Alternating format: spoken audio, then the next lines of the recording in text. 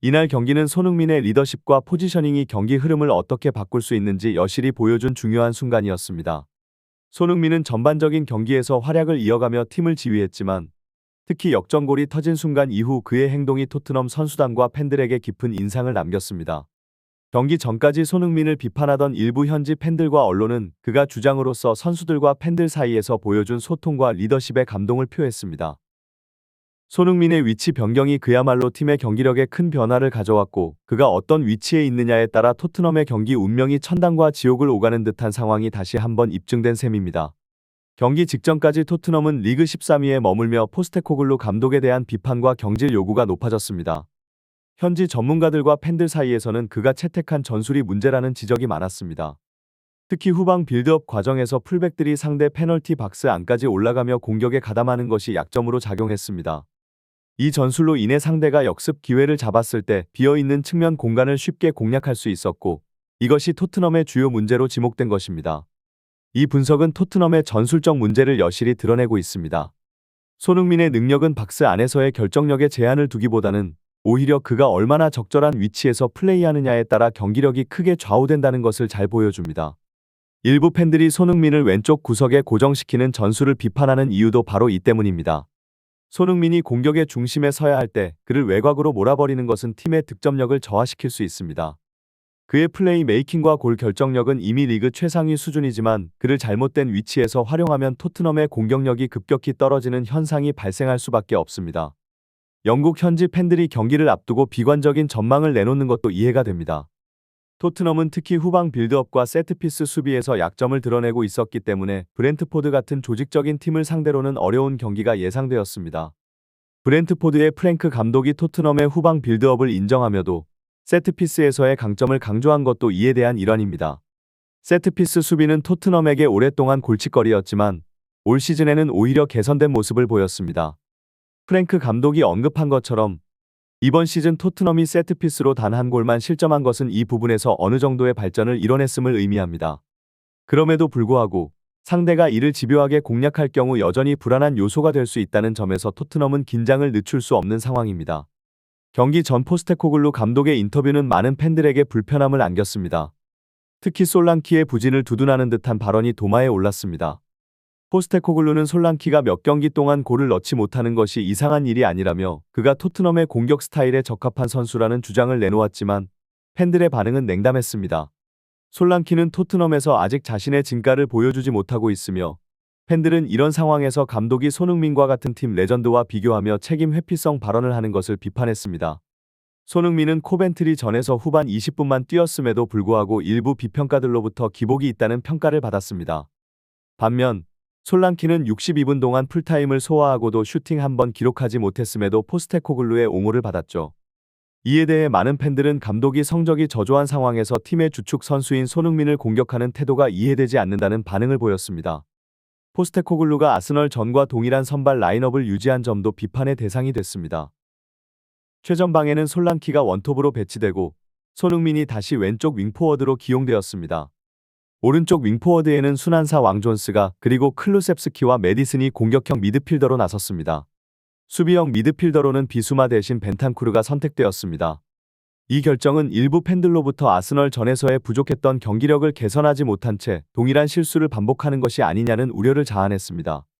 이 경기는 토트넘의 불안정한 전술과 선수 기용의 문제점이 그대로 드러난 사례였습니다. 많은 축구 전문가들은 손흥민이 이번 시즌 최고의 폼을 보였던 경기가 에버튼전이라고 강조하며 그 당시 손흥민이 원톱으로 출전했을 때의 활약을 상기시켰습니다. 하지만 이번에도 손흥민을 좌측 윙포워드로 배치한 포스테코글루의 선택에 비판이 쏟아졌습니다.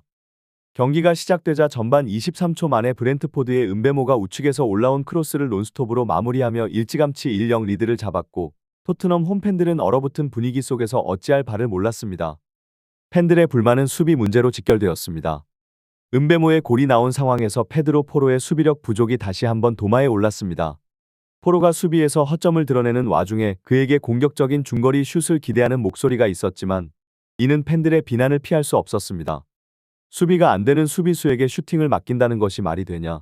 는 식의 비판이 이어졌고 포스테코글루의 전술 역시 이를 제대로 해결하지 못했다는 날선 지적이 있었습니다. 토트넘의 공격 또한 초반에 기회를 제대로 살리지 못하며 실망스러운 모습을 보였습니다. 오른쪽에 존슨에게 몇 차례 공이 연결되었지만 크로스나 슈팅의 정확도가 떨어졌고 이는 결국 토트넘의 찬스를 무산시키는 요인이 되었습니다. 이에 팬들은 존슨의 역적 플레이에 거센 비난을 쏟아냈습니다. 그러나 전반 8분 토트넘은 높은 위치에서의 압박을 통해 브렌트포드의 공을 빼앗아 역습을 전개했습니다. 메디슨이 슈팅을 시도했지만 상대 골키퍼의 선방에 막혔고 솔랑키가 세컨볼을 놓치지 않고 마무리하며 1대1 동점을 만들었습니다. 이 장면에서 전문가들은 최전방 공격진 전체가 함께 팀 압박을 펼쳐야 한다는 점을 강조했습니다. 이는 전방에서의 조직적인 압박이 얼마나 중요한지를 보여주는 사례였고 이러한 압박이 성공적으로 이루어졌을 때 토트넘이 역습 상황에서 위협적인 모습을 보일 수 있다는 것을 증명했습니다. 이번 경기는 손흥민의 포지션 변화가 경기력에 얼마나 큰 영향을 미치는지 여실히 보여준 사례였습니다. 과거에는 손흥민 혼자서만 전방 압박을 하던 상황이 많았으나 이번 경기에서 공격진 전체가 동시에 압박에 나서면서 토트넘이 좋은 찬스를 창출했습니다.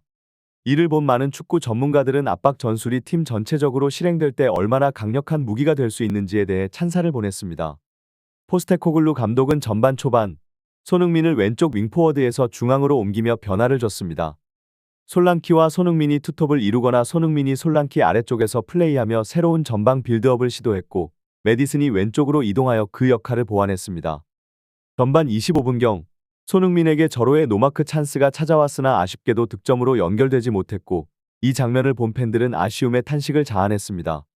일부 전문가들은 손흥민이 왼쪽 윙에서 고립되면서 최근 몇 경기에서 경기 감각이 떨어진 것으로 보인다며 이날 움직임이 좋아 보이는 만큼 결국 무언가 해낼 것이라는 기대감을 드러냈습니다. 그리고 그 예감은 전반 27분경에 현실이 되었습니다.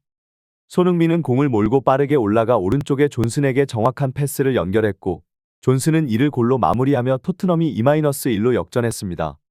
많은 축구팬들은 이 장면을 보며 손흥민을 왼쪽 윙어로 고정시키지 않고 중앙에서 원톱으로 기용하니 비로소 훌륭한 공격 장면들이 나오기 시작했다고 평했습니다. 특히 포스테코글루가 경질 위기 속에서 손흥민의 최적 포지션을 찾고 나서야 팀이 살아나는 모습을 보이자 팬들은 감독의 선수 활용 방식에 대해 강하게 목소리를 높였습니다. 손흥민을 효과적으로 활용하지 못하는 전술은 토트넘의 공격력을 저하시킬 수 있다는 사실이 다시금 명확해졌습니다. 이날 경기는 손흥민의 리더십과 플레이메이킹 능력이 빛난 경기였습니다. 토트넘은 전반전을 2-2로 마무리했지만 12개의 슈팅과 6개의 유효 슈팅으로 브렌트포드를 압도하는 모습을 보였습니다. 특히 중계진들은 손흥민이 플레이메이커로 내려와 최전방 공격진의 답답함을 풀어주었다며 그의 전술적 가치를 높이 평가했습니다. 후반전 들어서도 토트넘은 브렌트포드를 강하게 밀어붙였지만 상대는 토트넘의 풀백 뒷공간을 공략하려고 했습니다. 이에 포스테코글루 감독은 페드로 포로의 공격적인 오버래핑을 자제시키며 수비적인 안정화를 꾀했습니다. 이러한 전술적 조정이 맞아떨어지며 토트넘은 후반전에 더욱 안정적인 모습을 보였습니다.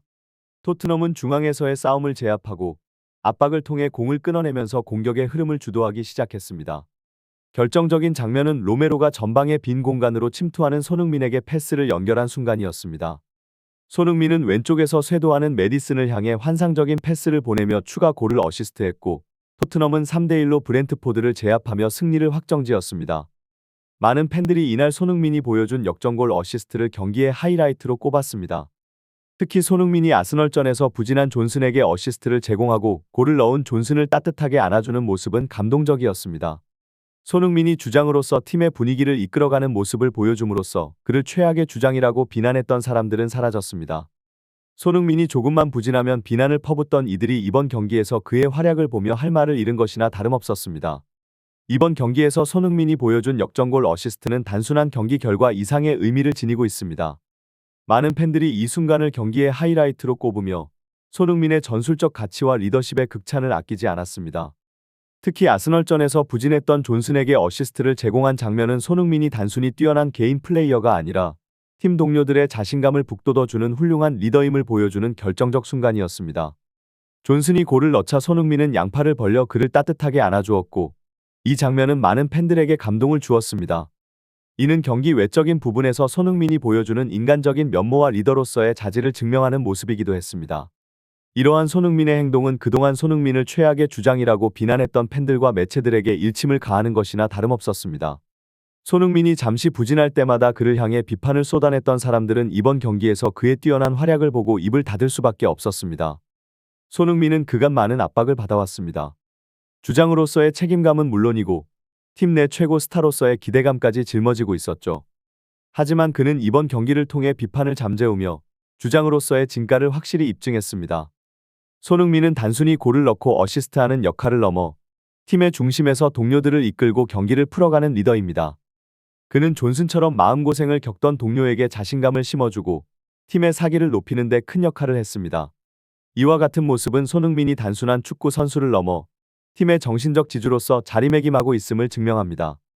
경기가 끝난 뒤 많은 팬들은 손흥민이 주장으로서 어떤 역할을 하고 있는지에 대해 재평가를 하기 시작했습니다. 결국 이번 경기에서 손흥민이 보여준 역전골 어시스트와 그의 리더십은 팬들과 동료들에게 큰 감동을 주었습니다. 그를 향한 일시적인 비난은 사라지고 오히려 그의 인간적인 면모와 축구 실력 그리고 팀을 위한 헌신에 대해 찬사가 쏟아지고 있습니다. 손흥민은 토트넘의 최악의 주장이 아닌 진정한 리더로서 팀을 이끄는 모습을 다시 한번 증명한 셈입니다.